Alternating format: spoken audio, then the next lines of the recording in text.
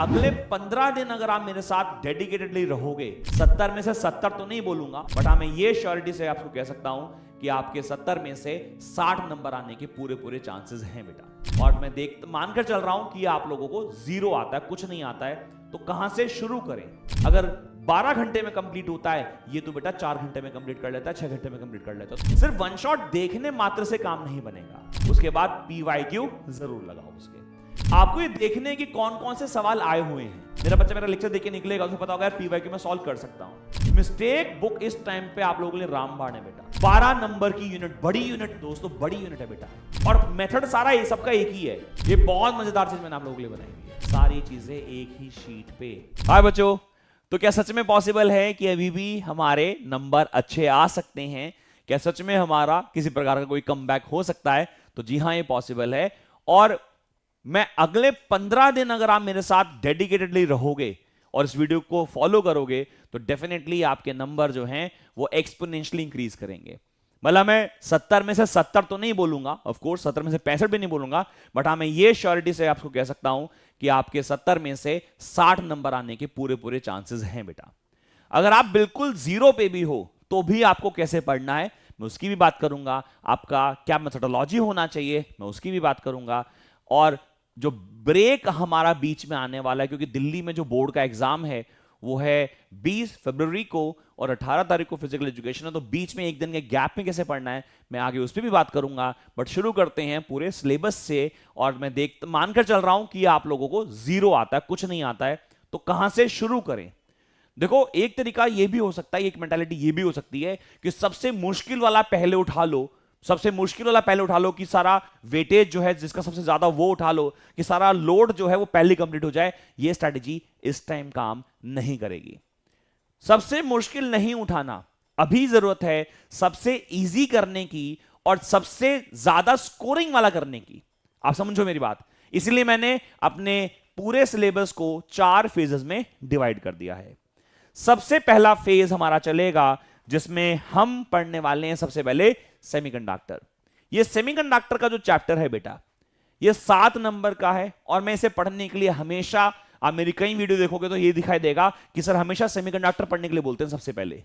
क्यों बोलते हैं सर ऐसा? क्योंकि सर को पता है, पिछले 17 साल से सर पढ़ा रहे हैं, उनको मालूम है कि कभी भी सेमीकंडक्टर पे कोई टफ न्यूमेरिकल नहीं आया, कभी भी सेमीकंडक्टर पे कोई टफ MCQ नहीं पूछा जा रहा, कोई टफ असर्शन रीजन नहीं आ रहा, क्योंकि उसमें है ही नहीं बेटा।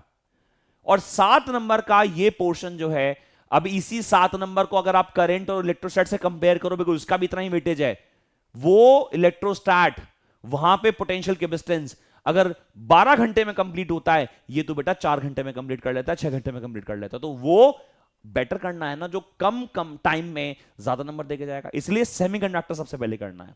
सर अगर आप बता रहे हो सेमीकंडक्टर कहां सबसे पहले करना है, तो ये भी बता दो कितनी देर में करना है। तो मेरी मानोगे बेटा तो आप इसे 1 दिन में कंप्लीट करोगे, और 1 दिन का मतलब मेरे लिए 5 से 6 घंटे हैं बेटा, 5 to 6 आवर। अब सर आप कैसे डिवाइड करते हो 5 से 6 घंटे? मैं मानता हूं कि तुम कोई भी एक वन शॉट देख रहे हो, मेरे हिसाब से अगर चल रहे हो तो मान लीजिए आप एक वन शॉट देख रहे हो। वो वन शॉट लेक्चर आपने देखा, मान लीजिए वो 2 से लेके 3 घंटे का वन शॉट है। जैसे मैं भी अपने YouTube चैनल पे जैसे आप लोगों को पढ़ा रहा हूं, तो रिसेंटली मैंने एक लेक्चर लिया था सेमीकंडक्टर का, 2 घंटे 52 मिनट में था। और इसमें मैंने ऑल्दो सारे PYQs कंप्लीट करा दिए हैं, मैंने मोस्टली PYQ कंप्लीट करा दिए। 3 घंटे आपके ये हो गए। अब आपको करना क्या है, जब 3 घंटे आपने इन्वेस्ट कर दिए तो 3 घंटे आपको अपने लिए देने हैं, कि आपने जो पढ़ा है आप उसको लिख के देख रहे हो। आपको जैसे मैंने लेक्चर में पढ़ाया है इसमें कि भैया रेक्टिफायर बहुत ज्यादा एग्जाम में आता है, तो आप उसकी वर्किंग लिख के देख रहे हो, उसका डायग्राम बना के देख रहे हो, क्योंकि फाइनल में आपको वो याद रहना चाहिए। सिर्फ वन शॉट देखने मात्र से काम नहीं बनेगा।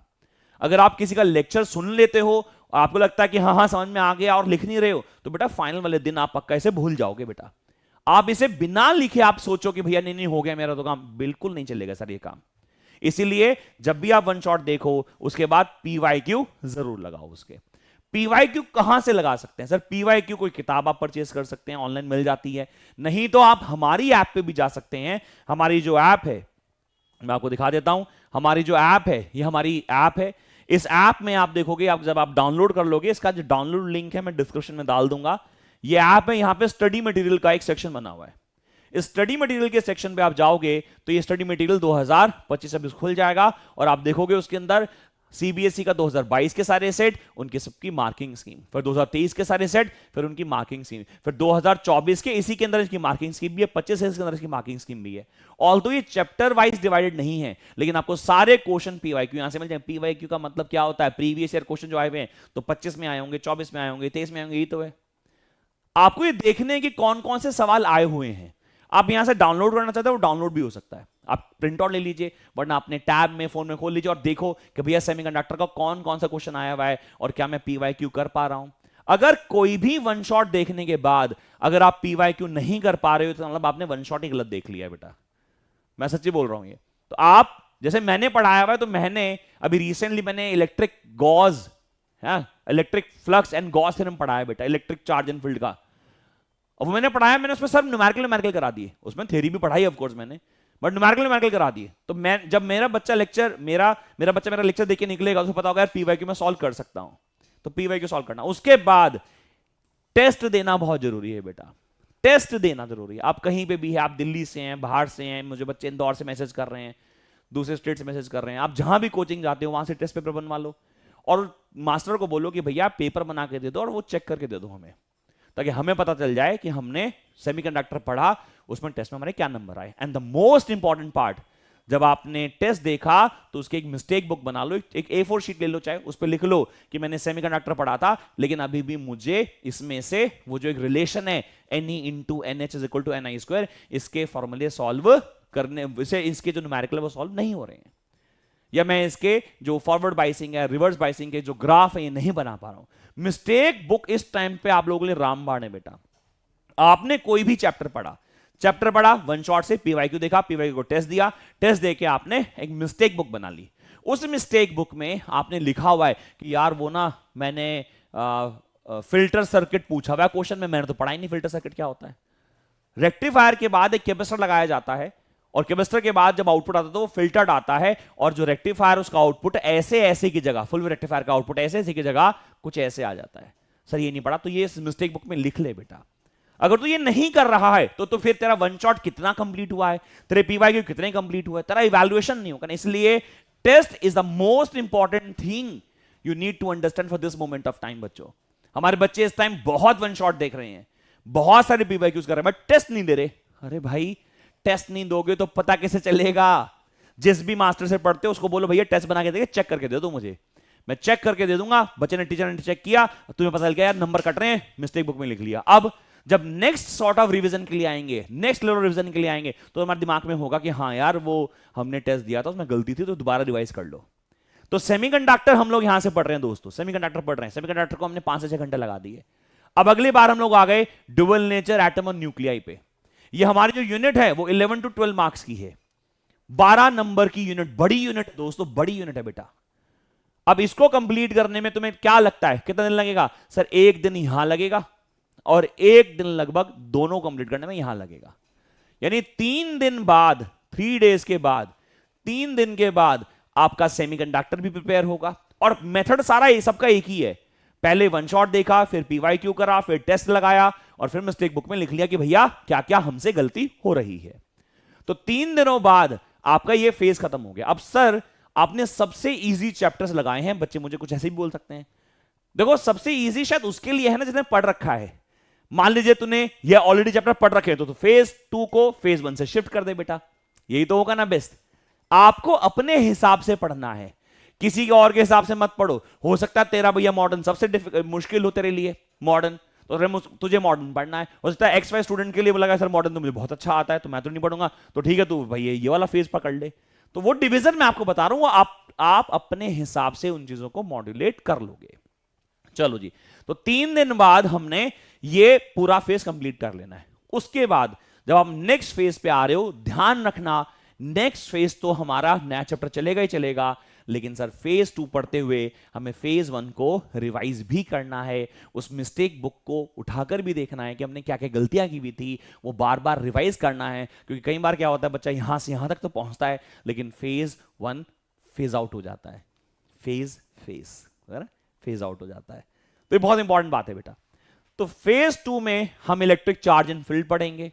इलेक्ट्रिक पोटेंशियल एंड कैपेसिटेंस पढ़ेंगे और करंट इलेक्ट्रिसिटी पढ़ेंगे। अब इस फेज की प्रॉब्लम क्या है, इसमें ना नंबर जो ऑफ क्वेश्चंस है वो बहुत ज्यादा है, इसलिए इनमें टाइम बहुत ज्यादा है। जैसे इलेक्ट्रिक चार्ज एंड फील्ड पूरा एक दिन खा जाएगा, और एक क्या, ये तो 1.5 दिन भी खा सकता है, 1.5 डे भी खा सकता है। फिर यहां पे भी 1 से 1.5 दिन जाएगा, और यहां ये तो एक दिन में खत्म हो जाता है। यानी कि अगर आप यहां देखोगे तो पूरा पूरा ये लगभग 4 दिन में कंप्लीट होगा। लेकिन यहां पे अब आपको अपनी सिटिंग बढ़ानी भी पड़ेगी बेटा। अभी मैं बोल रहा हूं कि अगर आप पूरे दिन में 13-14 घंटे पढ़ रहे हो, उसमें से 5 से 6 घंटे आपने फिजिक्स को दिए हैं 13-14 घंटे में से, क्योंकि यूजुअली बच्चों का फिजिक्स अच्छा है, किसी का केमिस्ट्री अच्छा है, किसी का मैथ्स वीक है, किसी का फिजिक्स वीक है, तो वो आपको मॉड्यूलेट करना पड़ेगा बेटा। तो मेरे हिसाब से इलेक्ट्रिक चार्ज एंड फील्ड 1.5 दिन में, इलेक्ट्रिक पोटेंशियल कैपेसिटेंस 1.5 दिन में। साहब ये कैसे करेंगे 1.5 दिन में? तो देखो ना भाई, मैंने अभी जो वन शॉट लिया, देखिए मैंने वन शॉट लिया, मैंने इलेक्ट्रिक चार्जेस एंड फील्ड पढ़ाया 2 घंटे 15 मिनट में। मैंने इसमें गॉस से पहले के सारे न्यूमेरिकल करा दिए, वेरी वेरी इंपॉर्टेंट न्यूमेरिकल्स। फिर उसके बाद इलेक्ट्रिक फ्लक्स में एक एक क्वेश्चन 2025 का कराया मैंने, ज्यादा बड़ी क्लास नहीं, 1 घंटे 45 मिनट की। तो कितना लगा? 2 घंटे 15 मिनट, 1 घंटे 45 मिनट। तो तू यहां से 4-4.5 घंटे में, 5 घंटे में बाहर निकल सकता ना, रोक रोक के देखेगा वीडियो, निकल सकता। फिर बाकी क्या करेगा तू? PYQ करेगा, तू टेस्ट अटेम्प्ट करेगा, तू मिस्टेक बुक बनाएगा, और तू पीछे साथ साथ सेमीकंडक्टर रिवाइज कर रहा होगा, तू मॉडर्न रिवाइज कर रहा होगा। सही है क्या? अब पोटेंशियल कैपेसिटेंस देखो, ये 2 घंटे 22 मिनट, ये तो खैर सर ये तो सैंपल पर है, ये है हाँ इलेक्ट्रिक पोटेंशियल कैपेसिटेंस के 2 घंटे 18 मिनट की क्लास ये है। इसमें मैंने पोटेंशियल पढ़ा रखा है सारा, लेकिन कैपेसिटेंस मैंने इसमें पढ़ा रखा है सारा। ये अब ये 2 घंटे 18 मिनट, 2 घंटे 24 मिनट, अगेन वही 5-1 घंटे में सब कुछ खत्म हो जाने वाला है खेल। इसलिए मैं कह रहा हूं कि जो जैसे मैंने आपको क्या बोला, देखो मैंने क्या बोला आपको, मैंने ये बोला है कि जो आप चैप्टर तैयार कर रहे हो, जैसे 1.5 दिन बोला, 1.5 दिन का मतलब कम से कम 12 घंटे। तो अगर आप 5 घंटे पढ़ रहे हो इलेक्ट्रिक चार्ज एंड फील्ड को, तो अगले 5 घंटे आप अपने लिए निकालो कि देखो उसके न्यूमेरिकल बन रहे हैं कि नहीं बन रहे हैं। और अगर ऐसा कोई वन शॉट देख रहे हो जिसके बाद न्यूमेरिकल नहीं बन रहे हैं, तो फिर क्या वन शॉट देख रहे हो यार तुम लोग? किसका वन शॉट देख रहे हो फिर तुम लोग? लेकिन हाँ, 3 दिन यहां, 4 दिन यहां, ये हमने अभी टारगेट बना लिया है फेज 2। और बार बार 15-15 मिनट जाके आपको बैक जाके देखना है कि सर मेरा वो रिवाइज हो रहा है। क्योंकि मुझे जिस दिन मैं इलेक्ट्रिक चार्ज एंड फील्ड पढ़ा, मैंने थोड़ा सा सेमीकंडक्टर रिवाइज कर लिया, मिस्टेक बुक में से देख के, मिस्टेक बुक समझ में आ रहा है, mistake book is very important. फिर जब मैं पोटेंशियल कैपेसिटेंस पढ़ रहा हूं तो मैंने ड्यूअल देख लिया, फिर जब करंट पढ़ रहा हूं तो मैंने एटम और न्यूक्लियर देख लिया। तो वो आप अपने आप एडजस्ट कर पाओगे, क्योंकि हर किसी का लेवल इस टाइम अलग होगा बेटा। तो हर किसी को अपने हिसाब से मॉड्यूलेट करना। बट हां, जब आप फेज 2 कर रहे हो तो फेज 1 अगर रिवाइज नहीं करोगे तो वैनिश आउट हो जाएगा बेटा। उसके बाद एक सवाल बहुत बड़ा आता है, सर आपने ये 7 दिन बोले हैं, अगर आज फॉर एग्जांपल मंडे है और मैं अगले मंडे तक ये टारगेट कर रहा हूं पूरा हो जाना चाहिए, और मैं नहीं कर पाया तो मैं तुझे 2 दिन का बफर देता हूं, चलो 2 डेज बफर, 2 डेज बफर। यानी कि अगर तूने ये 3 की जगह 4 दिन में कर लिया चलेगा, प्रॉब्लम नहीं है। 4 दिन की जगह 5 दिन में कर लिया चलेगा। तो तेरे को 2 दिन का बफर मिल गया, तेरे पास कितने हो गए? 9 डेज। अभी तक तू 9वें दिन पे, 9th डे पे बेटा, 9th डे पे, you're on 9th day now. अब आते हैं अगले फेज पे, विच इज फेज 3, जो कि एक्चुअल में बड़ा टॉपिक है बेटा। रे ऑप्टिक्स और वेव ऑप्टिक्स, 10 नंबर का, 4 नंबर का, 14 नंबर की यूनिट और बहुत बड़ी यूनिट। ये तेरे लिए टाइम कंज्यूमिंग होने वाली है बेटा, यहां तुझे टाइम लगने वाला है। मतलब अगर मैं मोटी मोटी बात करूं तो कम से कम 4 से लेके 5 दिन तेरे यहां लगने ही वाले हैं, तू रोक ही नहीं सकता। सर 4 से 5 दिन, सर मैंने देखा था वन शॉट पड़े हुए हैं सर, वो तो 3-3 घंटे में। अबे वो वन शॉट ही हैं, उसमें न्यूमेरिकल नहीं है। तुझे इसके न्यूमेरिकल लगाने हैं, PYQ करने हैं, टेस्ट लगाने हैं, मिस्टेक बुक बनानी है, पूरा बात कर रहा हूं मैं। और साथ साथ में जब तू फेज 3 पढ़ रहा है तो तेरे को फेज 2 और फेज 1 भी रिवाइज करना है, तो लगेगा ना टाइम बेटा। इसलिए 4 से 5 मैं कह रहा हूं रिलैक्स होकर पढ़ना इस चैप्टर को, बहुत जरूरी है। अब सर इस टाइम में रिलैक्स कैसे हो जाएंगे? क्योंकि ऑलरेडी तूने कितने नंबर ले लिए हैं? 7 ये 11, मिनिमम बात कर रहे हैं। 7 ये 11, 18 और ये कितने हो गए? मान लीजिए 8 ही मान लेते हैं, कम लेके चलते हैं। 26 और कितने हो गए? 7। सर तो मैं पास हो गया आधा सिलेबस पढ़ के। अगले 7 दिन में, अगले 9 दिन मान लो, मैं तो पास हो रहा हूं सर आराम से। और मैं कह रहा हूं एक एक क्वेश्चन तो सॉल्व कर रहा है यार, एक क्वेश्चन सॉल्व कर रहा है। ऐसा भी नहीं कि तू बस आधे घंटे का 2-2 घंटे का वन शॉट देख रहा है। वन शॉट देख लिया, मैं ये नहीं कह रहा कि टीचर अच्छा नहीं पढ़ा रहे ऑनलाइन, सब बढ़िया पढ़ाते हैं बेटा। लेकिन क्या वो तेरे काम का है? पता चले तो इजी तो पढ़ ले, लेकिन एग्जाम में ना आए वो कुछ भी, तो क्या फायदा उस पढ़ने का? इसीलिए कहीं से भी वन शॉट देखो बेटा, पीवाईक्यू जरूर लगाओ। कोई किताब ले लो, खरीद लो, 2025 के क्वेश्चन देखो क्या आए हुए हैं, 24 में क्या आए हुए हैं, 23 में क्या आए हुए हैं। नहीं खरीद सकते, नहीं है पैसे इतने भी, तो भाई जाके वो मेरी एप्लीकेशन डाउनलोड कर, वहां पे सारे पेपर तो डाल दिए बेटा। इवन मैंने इंस्टाग्राम पे अभी बच्चों को एक पीडीएफ डिस्ट्रीब्यूट करी, जिसमें मैंने सारे 3 नंबर और 5 नंबर के सारे थ्योरी क्वेश्चन डिवाइड करके दे दिए हैं। सारे क्वेश्चन थ्योरी क्वेश्चन कि 3 नंबर में आते हैं, 5 नंबर में आते हैं, और वो सोल्यूशन के साथ दे दिए। और क्योंकि सीबीएसई के सोल्यूशन है तो बढ़िया होंगे, सबसे सही ऑथेंटिकेटेड होंगे, तो कोई टेंशन नहीं कि गलत भी हो सकता है। सैंपल पेपर पे तो हो सकता है किसी का गलत मिल जाए, लेकिन इसमें तो गलत हो ही नहीं सकते, बिकॉज सीबीएसई की वेबसाइट से लिए गए हैं बेटा ये पेपर। चलो जी, इलेक्ट्रोमैग्नेटिक वेव्स को कितना दिन लगता है सर? इससे सिर्फ आधा दिन लगेगा, half day. Sir electromagnetic wave करे कहां से? भाई साहब इलेक्ट्रोमैग्नेटिक वेव मैंने 3 घंटे में पढ़ाया, ऑल्दो 3 घंटे भी वो डिजर्व नहीं करता, बट मैंने तो जेई और नीट के लेवल के हिसाब से पढ़ाया था। तो इलेक्ट्रोमैग्नेटिक वेव मेरी ही यूट्यूब चैनल पे प्लेलिस्ट में पढ़ा, आप वहां से भी पढ़ सकते हो, और अदरवाइज कहीं से भी किसी के भी वन शॉट से पढ़ लोगे तुम्हें अच्छा ही पढ़ाएगा कोई भी टीचर, क्योंकि है ही चैप्टर छोटा।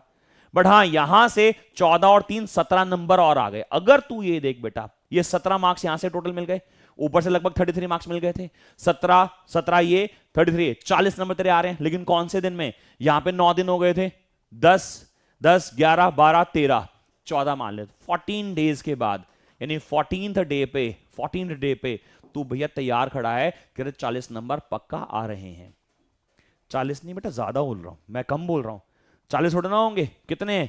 ऊपर से कितने नंबर मिल रहे हैं? ऊपर से मिल रहे हैं हमें 18, 18 8 26, 18 8 ही ले रहा हूं ना, ये 18 नंबर है। 18 8 कितने हैं? 26, 26 और 33, 33 और 17, 33 और 17 50, 50 नंबर, 40 नहीं 50। फिर अब यहां आ जाते हैं सर लास्ट फेज पे, और ध्यान रखने वाली बात, दोबारा से वापस जाके रिवाइज करना है। हर फेज में पिछला फेज रिवाइज करते चलना है। और चूंकि आप फेज 3 पे खड़े हुए होंगे, और किसी दिन आप सेमीकंडक्टर उठा के देख रहे होंगे, आप बोलेंगे यार तो 3 बार रिवाइज कर लिया, अब क्या करना है यार? आपका एटीट्यूड ये होगा, 3 बार रिवाइज कर लिया, कितना करना है? पीवाईक्यू भी कर लिए, टेस्ट भी लगा लिए, सब तो आता है, फिर समझ रहा है, तो टाइम तो कम लगेगा। लास्ट फेज जो है हमारा, ये मैंने उठाया है ऑल्टरनेटिंग करंट के लिए, ईएमआई के लिए, और मैग्नेटिज्म मैटर के लिए। ये जो चैप्टर है ना, आखिरी वाला जो मैग्नेटिज्म मैटर है, अगर सच में आपने इस टाइम तक इतना कॉन्फिडेंस गैदर कर लिया कि भाई अब तो हो गया, अब तो 50 नंबर का आ गया, तो तू पूरे फोकस से, पूरी कंसंट्रेशन से लॉजिकल क्वेश्चन कर पाएगा, ईएमआई की डायरेक्शन निकाल पाएगा बेटा। मैग्नेटिक के Fleming's left hand rule, Laurent forces के न्यूमेरिकल कर पाएगा, बिकॉज इसमें डायरेक्शन देखनी है बाबू, होगा ही नहीं वरना। जब तक कॉन्फिडेंस गैदर नहीं होगा, फेज 3 और फेज 4 तक पहुंच पाना बहुत मुश्किल हो जाता है बच्चों के लिए। ठीक है जी, अगला बात बता दूं, कितने दिन लगने चाहिए? एसी में लगता है केवल और केवल 1 दिन, सारे फेजर डायग्राम, एलसीआर सब 1 दिन मैक्सिमम। ईएमआई में मैक्सिमम 1 दिन, मैक्सिमम 1 दिन। मैग्नेटिज्म मैटर में ये तुम्हारी चॉइस है, श्रद्धा है, मैं तो वैसे इसे 1 से 2 दिन कहता हूं, बट इससे ज्यादा नहीं। देखो, हो सकता है कि आप लोगों ने पहले से ड्यूअल नेचर एटम न्यूक्लियर पढ़ रखा है, तुम्हारे यहां से 2 दिन बच रहे हैं ना। हो सकता है तुमने करंट पहले से पढ़ रखा है, तो 1 दिन, यानी कि अगर मैं 14 लगा रहा हूं तो तुम्हारा 12 दिन में खत्म हो गया हो। तो अगर मैं यहां से भी देख लूं तो 1 और 1 2 और 1 3, यानी कि अगले 17वें दिन में, 18वें दिन में, मैं करूं 20 दिन में, मैं करूं 20 दिन में सिलेबस खत्म होगा कि नहीं होगा? ये 20 दिन, ये 20 डेज बस आप डेडिकेटेडली अपनी पढ़ाई को दे दो बेटा। 20 दिन दे दो डेडिकेटेडली। पहला टेस्ट हो सकता है जब आप अटेम्प्ट करो, फॉर एग्जांपल आपने सेमीकंडक्टर पढ़ा, टेस्ट दिया, आपके नंबर कम आ रहे हैं, आपको लगेगा नहीं यार मेरे से हो नहीं रहा है, मत डरो। When you fail try again, when you fail try again, but try better now, that's a golden rule. ढंग से ट्राई करो, थोड़ा चेंज करके ट्राई करो। फेल होना कोई प्रॉब्लम नहीं है, फेल होके बैठ जाना, फेल होके हार के रुक जाना, ये बुरा है बेटा। फेल होना कोई प्रॉब्लम नहीं है, फेल होता है इंसान, फेल होता है, करते रहो, बट कंसिस्टेंसी इज इंपॉर्टेंट।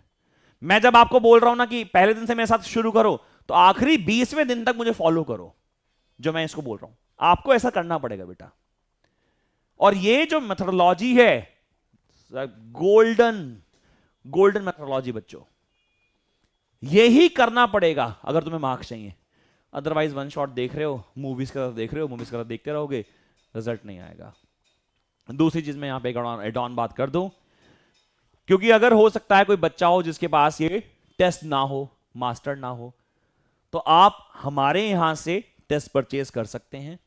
वो ये जो हमारी ऐप है, अगर आप देखोगे हमारी ये ऐप है, कितने है ऐप, हाँ ये हमारी ऐप है। तो आपने ऐप डाउनलोड करी, यहाँ टेस्ट सीरीज गए, आप 11th के हो तो ऑफ कोर्स 11th की तो बात नहीं कर रहे हैं, 12th के हो आप टेस्ट सीरीज परचेज कर लो। अगर आपको चाहिए कि मैं आपको टेस्ट पेपर चेक करके दूं, बिकॉज मेरी पूरी टीम है पेपर चेकिंग की, तो अगर आपको लगता है कि नहीं सर मैं लिख रहा हूं पेपर, आप मैं लिख रहा हूं, आप मुझे पेपर भेजो, मैं आपको लिख के दे रहा हूं, आप उसे चेक करके वैलिडेट करके बताओ, वो भी पॉसिबल है। उसके लिए आपको यहां पे कोऑर्डिनेट करना, यहां पे बस ऐसे लेना पड़ेगा। और लास्ट में सर ये मैं एक बहुत मजेदार चीज तुम्हारे लिए बनाई हुई है, ये बहुत मजेदार चीज मैंने आप लोगों के लिए बनाई हुई है। ये जो आप पीछे देख रहे हो, it is not a simple kind of mind map, जो आजकल किताबों में देखते हैं ना, mind map mind map mind map, ये माइंड मैप नहीं है भाई साहब, माइंड मैप का बाप है ये। आप यहां अगर ध्यान से देख लोगे ना इस माइंड मैप को, देखो ये इलेक्ट्रिक चार्ज एंड फील्ड का माइंड मैप है। मैंने इसमें एक एक थ्योरी कवर करी हुई है भाई साहब, एक एक एक एक चीज कवर की हुई है। देखो जैसे मैंने बोला चैप्टर 1 यहां से शुरू हो रहा है, पढ़ो क्या, क्यों चार्ज होता है, चार्ज की प्रॉपर्टी क्या है, additive nature, conserve nature, quantization. Conserve का मतलब टोटल चार्ज रिमेन्स कांस्टेंट, उसे छोड़ दो प्यार कभी मरता नहीं को। क्वांटाइजेशन मतलब Q equal to any, charge is the integral multiple of basic charge E की वैल्यू ये। फिर force and field, Coulomb's law का फॉर्मूला ये, K की वैल्यू 1/4 जिसके वैल्यू 9 होती है। अगर मीडियम चेंज होगा तो फोर्स चेंज होगा, मीडियम का फॉर्मूला हो गया F/k, लास्ट ईयर बेस पे सवाल आया हुआ है। एनसीईआरटी का पेज नंबर 12-13 पढ़ना है, दैट्स अ पॉइंट। उसके बाद if more than one charge तो वेक्टर एडिशन लगेगा, if any vectors, if we only have 2 vectors, formula लगाएंगे। फ्लक्स क्या होता है, फ्लक्स ये होता है जी, flux is E S cos theta E dot ES, flux is the number of field line passing through the surface normally, scalar quantity unit ये। उसके बाद यहां पे लिख रहा है गॉस लॉ, गॉस क्या होता है, total electric flux is closed surface is 1/epsilon times total charge enclosed. Flux का डेफिनेशन पूरा दे दिया। फ्लक्स की 3 application, electric field due to plane sheet, electric field due to infinite line of charge, due to hollow sphere. सारे फॉर्मूले, सारे numerical के लिए क्वेश्चन, सारी चीजें एक ही शीट पे, one sheet, that's a mind map for me. वो वाले माइंड मैप नहीं है जो किताबों में बने होते हैं कि बस फॉर्मूले लिख दिया, अब पूरा चैप्टर उतार दिया है। ये तुम्हें माइंड मैप में हल्का लग रहा है क्या, ये तुम देख लो इसको, क्या मिस हुआ मैं बता दो। इसमें इलेक्ट्रिक फील्ड लाइंस तक बनाकर दिखा दिया तुम्हारे भाई ने, डायपोल बना दिया, डायपोल के इलेक्ट्रिक फील्ड इंटेंसिटी के बारे में बता दिया, डायपोल का टॉर्क बता दिया, टॉर्क में यहां पे स्टेबल अनस्टेबल इक्विलिब्रियम बता दिया, सब तो बता दिया, क्या चाहिए था। और डायपोल स्ट्रेंथ बताता है ये P = QL। फिर यहां पे क्या बताया हुआ है, प्रॉपर्टीज ऑफ इलेक्ट्रिक लाइंस बता रखी है। देखो field lines can never intersect in each other, reason क्या लिखा हुआ है, if then at point of intersection two direction of electric field which is not possible, do not form closed loop because conservative nature of electric field होता है। in charge free region continuous curves without breaks originate from positive charge terminate से negative charge। एक चीज तो बता दी भाई, क्या चाहिए तुम्हें। अगर आपको माइंड मैप चाहिए तो you people can purchase again from this app only, or I can give you the link in the description section, you can directly purchase। but ये माइंड मैप्स हैं, बच्चा बोलेगा सब फ्री क्यों नहीं दे रहे, भाई सब बहुत मेहनत के बने हुए हैं, and a big team is working behind this, तो वो चार्जेस है, very nominal cost 199, very nominal cost. इससे ज्यादा के तो तुम पिज्जा बर्गर खा जाते हो, ठीक है जी। So this is how we need to complete our syllabus in rest of the 20 days. I will be always there, मैं पूरे सारे के सारे चैप्टर्स के वन शॉट लेने वाला हूं। मैं अभी आप लोगों के लिए बहुत सब कुछ लेके आने वाला हूं, MCQ के क्वेश्चंस, असर्शन रीजन के क्वेश्चंस, पेवाई के क्वेश्चन। तो stay tuned here, share with the friends, all the best.